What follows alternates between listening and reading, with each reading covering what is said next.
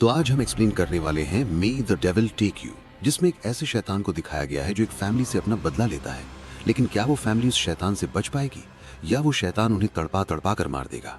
ये जानने के लिए वीडियो को आखिर तक देखिए। इस मूवी में काफी सारा सस्पेंस और थ्रिलर है। जैसे जैसे कहानी आगे बढ़ती जाएगी वैसे वैसे एक नया खुलासा होगा।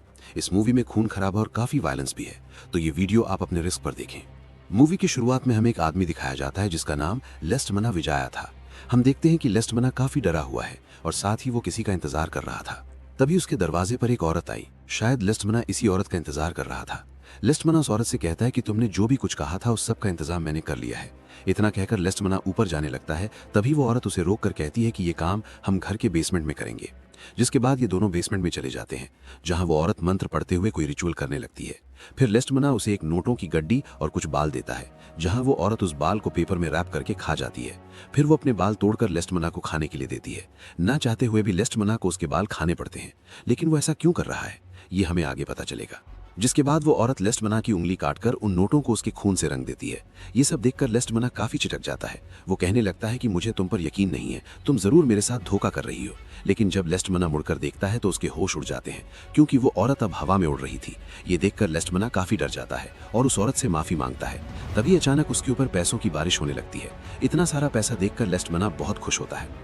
तब वो औरत उसे कहती है कि तुम्हारा काम हो गया, अब तुम यहाँ से जा सकते हो। तुम्हारी जिंदगी बदलने वाली है। अब से तुम्हारी जिंदगी में पैसों की कोई कमी नहीं होगी, लेकिन अपना वादा याद रखना। जिसके बाद लेस्टमना वहां से निकल जाता है। अब वो औरत किस वादे के बारे में बात कर रही थी और कहीं लेस्टमना को इन पैसों के बदले कुछ गंवाना तो नहीं पड़ेगा, इसके बारे में हमें आगे पता चलेगा। जिसके बाद हमें पता चलता है कि लेस्टमना रातों रात अमीर बन चुका है और हर तरफ सिर्फ उसी की बातें हो रही थी। फिर कुछ दिनों बाद खबर मिलती है कि लेस्टमना की पत्नी किसी कारण से मर गई। उसके बाद लेस्टमना किसी लक्ष्मी नाम की एक एक्ट्रेस से शादी करता है, लेकिन अब धीरे धीरे आगे जाकर लेस्टमना के सारे बिजनेस ठप पड़ जाते हैं। उसका सारा पैसा खत्म होने लगता है और देखते ही देखते वो गरीब हो जाता है। लेकिन ये कैसे हुआ? उस औरत के मुताबिक तो लेस्टमना को जिंदगी में कभी भी पैसों की कमी नहीं होने वाली थी, तो अचानक उसके साथ ये क्या हुआ? इसके पीछे एक बहुत खौफनाक कहानी छुपी हुई है। जिसके बाद हम लेस्टमना की बेटी को देखते हैं, जिसका नाम एल्फी था। एल्फी लेस्टमना की पहली पत्नी की बेटी थी। दरअसल जब लेस्टमना ने अपनी पहली पत्नी के मौत के बाद दूसरी शादी की, तब एल्फी ने अपने फादर को छोड़ दिया था। अपने फादर से अलग हुए उसे लगभग 10 साल होने को आए थे। तभी अचानक एल्फी को हॉस्पिटल से फोन आता है, जहां उसे पता चलता है कि उसके फादर लेस्टमना की तबीयत काफी खराब हो चुकी है। इसलिए एल्फी को ना चाहते हुए भी हॉस्पिटल जाना पड़ता है। लेकिन जब वो हॉस्पिटल के लिफ्ट में जाती है तो हम देखते हैं कि उसके साथ लिफ्ट में एक परछाई भी है। एल्फी भी इस चीज को महसूस करती है, लेकिन वो साये को देख नहीं पाती। अब वहां पहुंचने पर एल्फी देखती है कि वहां उसके सौतेले भाई बहन भी आए हुए थे। दरअसल लेस्टमना ने जिस औरत से शादी की थी उसके पहले से 2 बच्चे थे, यानी लक्ष्मी का एक बेटा और एक बेटी थी, मतलब रूबिन और माया। लेकिन साथ ही लक्ष्मी और लेस्टमना की भी एक बेटी थी जिसका नाम नारा था। लेकिन नारा इस वक्त यहाँ मौजूद नहीं थी। वहां पर रूबिन की गर्लफ्रेंड लिली भी आई हुई थी। फिर माया उसे बताती है कि पापा की हालत बहुत खराब है। जब से पापा ने पैसों को खोया है तब से वो बहुत अजीब बिहेव कर रहे हैं। वो बार बार अपने पुराने घर जाते और खुद को उस घर में बंद कर लेते थे। यहाँ पर माया उसी घर की बात कर रही थी जिसे हमने मूवी की शुरुआत में देखा था। जिसके बाद एल्फी जाकर अपने फादर को देखती है, जहां उनकी हालत काफी बिगड़ चुकी थी। तभी माया कहती है कि पापा के सारे पैसे डूब गए। अब हम लोग काफी गरीब हो चुके हैं। हमारे पास इतने पैसे भी नहीं है कि हम पापा का इलाज कर सके। हमारे पास सिर्फ पापा का वो पुराना घर है जो तुम्हारे नाम पर है। क्यों ना हम लोग उस घर में पड़ी चीजों को बेचकर पापा का इलाज करें? जिस पर एल्फी कहती है कि मैं सोचकर बताऊंगी। जिसके बाद वो लोग वहां से चले जाते हैं, जहां एल्फी अकेले में अपने फादर से कहती है कि आपको इस हालत में देखकर मुझे बहुत सुकून मिल रहा है। आपने मेरी माँ के मरने के बाद दूसरी शादी कर ली। आपने मेरी माँ को कभी प्यार नहीं किया था। आपके साथ जो भी हो रहा है वो सब आपके कर्मों का फल है। इससे हम समझ जाते हैं कि एल्फी अपने फादर से काफी नफरत कर रही थी। उसी दौरान हम एल्फी का हाथ देखते हैं, जिस पर अचानक नाखूनों के निशान आ जाते हैं। तभी वहां की लाइट्स भी चली जाती हैं, जहां एल्फी को वही चीज फिर से महसूस होने लगती है जो उसने लिफ्ट में की थी। और तभी वो देखती है कि एक शैतानी साया उसकी तरफ बढ़ रहा है। एल्फी वहां से भागने की कोशिश करती है, लेकिन अब लेस्टमना ने उसका हाथ पकड़ लिया था। तभी वो साया उसकी ओर तेजी से बढ़ने लगता है। ये देखकर एल्फी काफी डर जाती है, मगर अगले ही पल वो साया गायब हो जाता है। एल्फी को लगता है कि वो बच गई, लेकिन तभी वो देखती है कि लेस्टमना की जगह अब वो शैतान आ चुका है। उसे देखकर एल्फी चिल्ला उठती है, मगर फिर एक बार वो साया गायब हो चुका था और साथ ही लाइट्स भी वापस आ चुकी थी। लेकिन तभी लेस्टमना को होश आ जाता है, जहां होश में आते ही वो बड़ी अजीब हरकतें करने लगता है।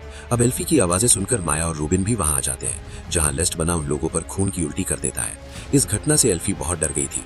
इसके बाद लेस्टमना की दूसरी पत्नी यानी लक्ष्मी वहां आती है। लक्ष्मी को सिर्फ लेस्टमना के पैसों से प्यार था। उसे लेस्टमना की कोई परवाह नहीं थी। लेकिन अब लेस्टमना के पास कोई पैसा नहीं था, उसके पास सिर्फ एक घर बचा था, वो भी एल्फी के नाम पर। इसी वजह से लक्ष्मी किसी तरह उस घर को एल्फी से छीनना चाहती थी। इसके बाद हम रात का सीन देखते हैं, जहां एल्फी अपने घर में बैठकर अपनी माँ को याद कर रही थी। उसे उस पुराने घर की भी याद आती है, जहां उसने अपना बचपन अपनी माँ के साथ गुजारा था। इसलिए वो फैसला करती है कि कल वो उस घर में जाएगी। अगली सुबह एल्फी उस पुराने घर पर पहुंचती है, जहां हम देखते हैं कि वो घर जंगल के बीचों बीच मौजूद था, जो दिखने में भी बहुत डरावना था। इसके बाद एल्फी उस घर के अंदर जाती है, जहां वो अपनी माँ के साथ बिताए हुए पलों को याद करती है। अब एल्फी ये सब देख ही रही थी कि तभी उसे अचानक एक छोटी बच्ची दिखाई देती है। एल्फी जब उसका पीछा करती है तो वो देखती है कि वहां पर लक्ष्मी और उसके सौतेले भाई बहन भी आए हुए थे। दरअसल वो छोटी लड़की लेस्टमना और लक्ष्मी की तीसरी बेटी यानी नारा थी। एल्फी समझ जाती है कि ये लोग उसका पीछा करते हुए यहाँ आए हैं। इसके बाद लक्ष्मी एल्फी को समझाने की कोशिश करती है कि इस घर को बेच दो, जिस पर एल्फी कहती है कि तुम एक सेल्फिश औरत हो। तुमने मेरे फादर से सिर्फ इसी इरादे से शादी की थी कि तुम उनके पैसों से ऐश कर सको, लेकिन मेरी माँ तुम्हारी जैसी मतलबी औरत नहीं थी। वो पापा के साथ उस समय से थी जब उनके पास कुछ भी नहीं था, और तुम तब आई जब पापा के पास पैसा था। इस पर माया एल्फी पर काफी गुस्सा होती है, लेकिन एल्फी नहीं रुकती। वो उससे कहती है कि पापा की हालत ठीक नहीं है, तो उनका साथ देने की बजाय तुम्हारी माँ उनकी बची कुची दौलत को भी छीनना चाहती है। ये सुनकर लक्ष्मी काफी गुस्सा हो जाती है और एल्फी को थप्पड़ मार देती है। एल्फी भी गुस्सा होकर बिना खाना खाए वहां से चली जाती है, लेकिन थोड़ी देर बाद रूबिन खाना लेकर उसके पास आता है। उस वक्त एल्फी एक डायरी पढ़ रही थी, लेकिन उसके आते ही वो अपनी डायरी बंद करके बैग में रख देती है। अब एल्फी किस डायरी को छुपा रही थी ये हमें आगे पता चलेगा। फिर रूबिन लक्ष्मी और माया की तरफ से उससे माफी मांगता है और कहता है कि तुम गुस्सा मत हो, जल्द ही सब कुछ ठीक हो जाएगा। इससे हम समझ जाते हैं कि रूबिन एक अच्छे दिल का लड़का था। अब ये दोनों बात कर ही रहे थे कि तभी माया रूबिन को बाहर बुलाती है और उसे एक बंद बेसमेंट दिखाती है, जहां हम देखते हैं कि ये वही बेसमेंट था जिसे हमने मूवी की शुरुआत में देखा था। माया कहती है कि हमें इस बेसमेंट में जाना चाहिए, क्या पता अंदर हमारे पापा ने पैसा या कोई महंगी चीज रखी हो, इसलिए हमें अंदर जाकर देखना चाहिए। इसके बाद ये लोग बेसमेंट के दरवाजे को खोलने की कोशिश करने लगते हैं। वहीं दूसरी ओर हम एल्फी को देखते हैं, जो घूमते हुए अपने पापा के कमरे में पहुंचती है, जहां उसे कई सारी अजीब चीजें मिलती हैं। ये सब देखकर साफ पता चल रहा था कि यहाँ पर कोई काला जादू हुआ है। इसे देखकर एल्फी समझ जाती है कि जरूर यहाँ पर कुछ गड़बड़ है। वहीं अब रूबिन और माया ने उस बेसमेंट का दरवाजा खोल दिया था। ये लोग नीचे जाने ही वाले थे कि तभी वहां एल्फी आ जाती है, जो उन्हें अंदर जाने से साफ मना कर देती है।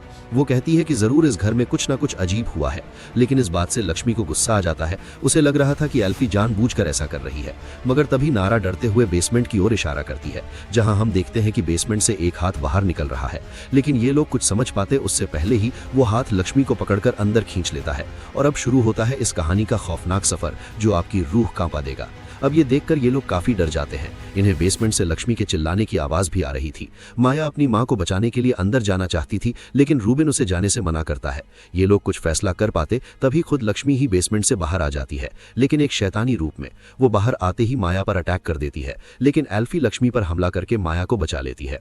सबको लगता है कि लक्ष्मी मारी गई, मगर अगले ही पल वो उठ खड़ी होती है और कहती है कि तुम्हें अपना कर्ज अपनी आत्मा देकर चुकाना होगा। इतना कहकर वो वहां से चली जाती है, जिससे ये लोग समझ जाते हैं कि बेसमेंट के अंदर जरूर कोई खौफनाक चीज छुपी हुई है। इसलिए रूबिन तुरंत उस बेसमेंट को लॉक कर देता है। अब हम देखते हैं कि लक्ष्मी के काटने से माया काफी जख्मी हो चुकी थी, इसलिए उसका वक्त पर इलाज करना बहुत जरूरी था। यहां से निकलने के लिए ये लोग कार की ओर भागते हैं, लेकिन लक्ष्मी ने इनकी सारी गाड़ियों को खराब कर दिया था, जहां अब ये लोग बुरी तरह फंस चुके थे। लेकिन माया का इलाज जरूरी था, इसलिए एल्फी कहती है मैं माया को लेकर पास वाले गांव में जाती हूँ, वहां से जरूर कोई ना कोई मदद मिलेगी। इसके बाद एल्फी माया को लेकर वहां से निकल पड़ती है। अब एल्फी को अपनी मदद करते देख माया को अपनी गलती का एहसास होता है। वो एल्फी से माफी मांगते हुए कहती है कि मैं चाहती हूं कि हम दोनों नफरत की जगह प्यार से रहें। मैं नहीं चाहती कि हमारे पेरेंट्स की वजह से हम भाई बहनों में कोई दरार पड़े। एल्फी भी उसकी बातों से इमोशनल हो जाती है, लेकिन ये प्यार भरा पल जल्द ही एक डरावने पल में बदल जाता है, जब उन्हें अपने सामने लक्ष्मी दिखाई देती है। लेकिन ये दोनों बिना आवाज किए एक जगह छुप जाती हैं, क्योंकि अगर लक्ष्मी ने इन्हें देख लिया तो अंजाम सिर्फ एक ही होगा, दर्दनाक मौत। इस पर एल्फी कहती है कि हमें इसका मुकाबला करना होगा, नहीं तो हम यहीं फंसे रहेंगे। इसके बाद एल्फी अपनी बैग माया को देती है और एक हथौड़ा लेकर लक्ष्मी की ओर बढ़ने लगती है, लेकिन वहां पहुंचने पर एल्फी देखती है कि लक्ष्मी वहां से गायब हो चुकी है। तभी वहां माया भी आ जाती है, जिसके हाथ में एल्फी की वो डायरी थी जिसे माया ने उसके बैग से निकाला था। माया चिल्लाने लगती है कि कौन सी साजिश रची है तुमने, क्या है तुम्हारा प्लान, तुम हमारी फैमिली को मारना चाहती हो। एल्फी उसे समझाने की कोशिश करती है लेकिन माया उसकी एक भी बात नहीं सुनती और वहां से भागने लगती है। एल्फी उसे रोकने की काफी कोशिश करती है मगर माया अब जंगल में भाग चुकी थी। इसके बाद हम रूबिन और नारा को देखते हैं जहां रूबिन अपनी गर्लफ्रेंड लिली को कॉल करके मदद के लिए बुलाता है। लिली भी तुरंत उसकी मदद करने के लिए निकल पड़ती है। तभी हम एल्फी को देखते हैं जो वापस नारा और रूबिन के पास आती है और रूबिन को वो डायरी दिखाती है जिसे देखते ही माया डरकर भाग गई थी। अब हमें पता चलता है कि उस डायरी में इन लोगों की फोटो यानी रूबिन, माया, नारा और लक्ष्मी की फोटो थी जिस पर एल्फी ने क्रॉस का मार्क लगाया हुआ था। एल्फी रूबिन से कहती है कि मैंने सिर्फ गुस्से में आकर ऐसे मार्क्स लगाए थे, मेरा ऐसा कोई इरादा नहीं था। लेकिन माया ने इसका मतलब गलत समझ लिया। उसे लगा कि मैं तुम्हारी फैमिली को मारना चाहती हूँ, इसलिए वो मुझसे डरकर जंगल में भाग गई। मैंने उसे ढूंढने की कोशिश की लेकिन वो मुझे कहीं पर भी नहीं दिखी। मगर माया को लिए बिना मैं यहाँ से नहीं जाऊंगी। सुबह होते ही हम उसे ढूंढने जंगल में जाएंगे। तभी हम उस साये को देखते हैं जो बेसमेंट से बाहर निकलकर नारा के पास पहुंचता है जहां नारा सो रही थी। वो साया नारा को उसकी माँ की आवाज में फुसफुसाकर कहता है, सारा मैं तुम्हारी माँ हूँ, मेरे पास आओ। लेकिन नारा समझ जाती है। वो कहती है कि तुम मेरी माँ नहीं हो। तभी वो साया उस पर अटैक कर देता है। नारा की चिल्लाहट सुनकर एल्फी और रूबिन वहां आते हैं जो नारा को मुसीबत में देखकर उसे बचाने की कोशिश करते हैं। वो शैतान एल्फी पर भी अटैक करने लगता है लेकिन रूबिन आखिरकार उन दोनों को बचा लेता है। मगर अब एल्फी और नारा दोनों बेहोश हो चुकी थी। दूसरी तरफ हम माया को देखते हैं जो जंगल में भागते भागते काफी दूर आ चुकी थी। लेकिन तभी अचानक उसके सामने उसकी माँ यानी लक्ष्मी आ जाती है जो माया को देखते ही उस पर अटैक कर देती है। मगर अपनी जान बचाने के लिए माया लक्ष्मी को मार देती है, पर साथ ही उसे इस बात का भी काफी दुख होता है कि उसने अपनी माँ को खो दिया। इसके बाद हम सुबह का सीन देखते हैं जहां लिली यानी रूबिन की गर्लफ्रेंड अब यहां आ चुकी थी। लेकिन रास्ते में उसकी मुलाकात माया से होती है जिसके ऊपर अब शैतान सवार था। लिली को देखते ही माया उसे बुरी तरह मार डालती है जिसके बाद वो वापस घर लौटती है। यहाँ बेसमेंट से वो शैतान उसे बुलाने लगता है कि मेरे पास आओ, मैं तुमसे बात करना चाहती हूँ। फिर माया बेसमेंट के अंदर चली जाती है जहाँ उसे कुछ डॉल्स दिखती है। ये डॉल्स दरअसल इन्हीं लोगों की थी। तभी वो साया कहता है कि तुम मेरी गुलाम बन जाओ, मुझे सिर्फ एल्फी और नारा चाहिए, फिर मैं तुम्हें छोड़ दूंगी। इस पर माया मान जाती है और तभी वो शैतान उसके अंदर आ जाता है। इसके बाद हम एल्फी को देखते हैं जिसे पियानो की आवाज से होश आता है। एल्फी नीचे जाती है तो देखती है कि माया वापस आ चुकी है और वहीं पियानो बजा रही थी। लेकिन अचानक माया शैतानी रूप में आ जाती है। उसे देखकर एल्फी जोर जोर से चिल्लाने लगती है, पर तभी वहां पर रूबिन और नारा आ जाते हैं जिन्हें देखकर माया अपने नॉर्मल रूप में आ जाती है। माया एल्फी से कहती है कि तुमने शायद कोई बुरा सपना देखा होगा। इसके बाद हम शाम का वक्त देखते हैं जहां एल्फी रूबिन से कहती है कि हमें यहाँ से जाना चाहिए। काफी सोचने के बाद एल्फी कहती है कि शैतान असल में सिर्फ मेरे और नारा के पीछे पड़ा है क्योंकि हम लिस्माना का खून है। वो शैतान तुम्हारे नहीं बल्कि हमारे पीछे पड़ा है। वो किसी वजह से सिर्फ हमें मारना चाहता है। दरअसल रूबिन और माया लक्ष्मी के पहले पति के बच्चे थे और एल्फी और नारा में लिस्माना का खून था।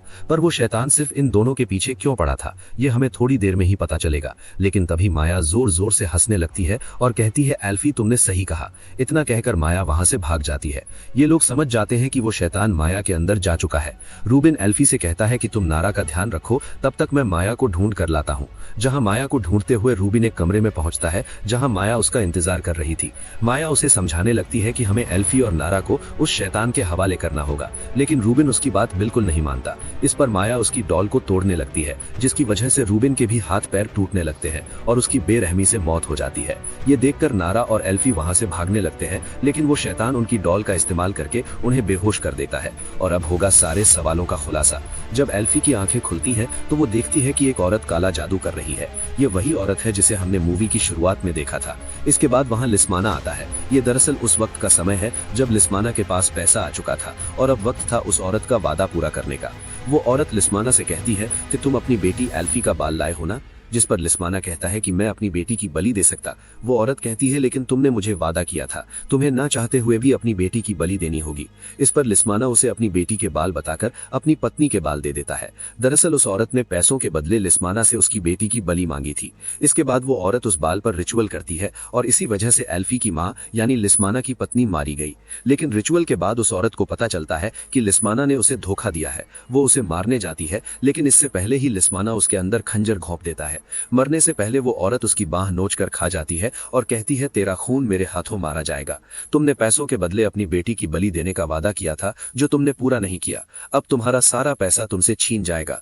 इतना कहकर वो औरत मर जाती है। इसके बाद लिस्माना उस औरत को बेसमेंट में दफना देता है, यानी ये जो शैतान है ये यही औरत है। इसके बाद वहां माया आती है जिसके अंदर वो शैतान था।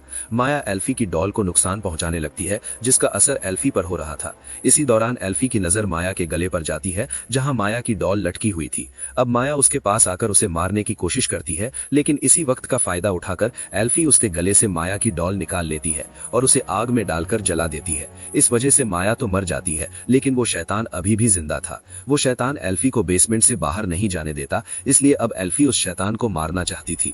उसे पता था कि उस औरत की बॉडी बेसमेंट में दफन है। वो तुरंत खोदकर उसकी बॉडी को बाहर निकालती है, जहां वो उसका पेट फाड़कर लिस्माना के वो बाल निकालती है जो उसने मरते वक्त निकले थे। एल्फी उस बाल को जला देती है ताकि श्राप के साथ ये शैतान भी खत्म हो जाए। मरते वक्त वो औरत एल्फी को भी अपने साथ कब्र में खींचने लगती है, लेकिन तभी वक्त पर नारा को होश आता है और वो एल्फी को उस कब्र से बाहर निकाल लेती है। इसके बाद ये दोनों वहां से निकल जाते हैं, लेकिन एक खूनी खेल अभी भी खत्म नहीं हुआ। इस मूवी का पार्ट 2 भी है जिसकी कहानी इससे भी ज्यादा खौफनाक है। अगर आपको इसका पार्ट 2 भी चाहिए तो कमेंट में बता देना। अच्छा रिस्पॉन्स आया तो मैं जरूर इसका पार्ट 2 भी एक्सप्लेन करूंगा। और अगर आपको ये वीडियो पसंद आया तो वीडियो को लाइक करके हाइप क्रिएट कर देना और चैनल को सब्सक्राइब करना मत भूलना।